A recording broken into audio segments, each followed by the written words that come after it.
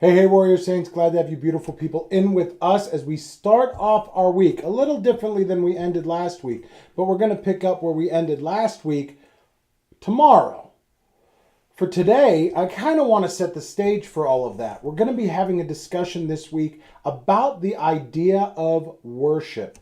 I was asked just the other day, what is worship? And it kind of got me flowing, thinking about all these different things.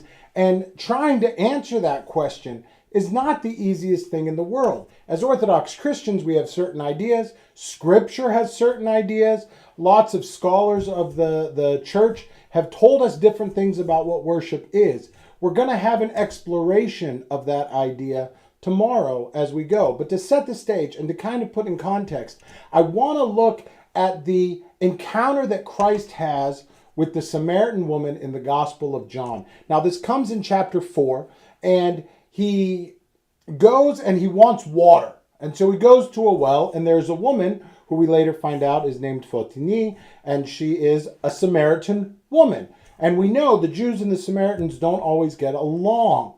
And yet Christ goes and talks to her and says, "Bring me some water." They have a discussion about water, and then the conversation turns to worship.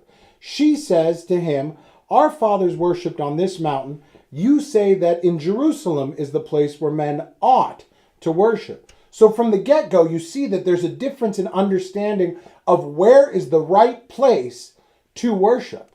Christ then comes back at her and says, "Believe me, the hour is coming when neither on this mountain nor in Jerusalem will you worship the Father. You worship what you do not know. We worship what we know, for salvation is from the Jews. The hour is coming and now is when the true worshipers will worship the Father in spirit and truth. For such the Father seeks to worship him." It puts a lot of stuff out there that we're going to have a lot of fun discussing as the week goes on. What is worship? Where are we supposed to worship? Who are we worshiping?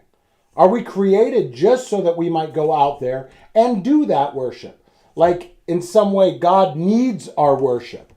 I think that we're going to have a lot of fun this week as we go through these questions, look at the different approaches to how worship is seen through Scripture, through the writings of contemporary and older, if you will, thoughts on the process, and who knows where the conversation is going to go. So make sure you tune in all week as we talk through what is worship. And until we see you then, keep walking on the way of the warrior saint.